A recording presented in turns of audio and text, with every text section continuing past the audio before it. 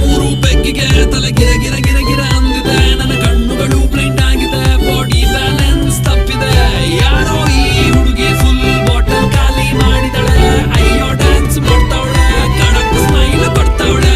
ಬೌನ್ಸ ನಾ ಕೇಳಿದಕ್ಕೆ ಕೊಡು ನೀ ಆನ್ಸರ್. ಯಾಕೆ ಹೇಳು ಈ ಬಾಡಿ ಇಷ್ಟು ಸೂಪರ್. ಇಲ್ಲಿ ಎಲ್ಲ ಹುಡುಗಿರು ಬಾನ್ ಸ್ಟಾರ್ಸ್.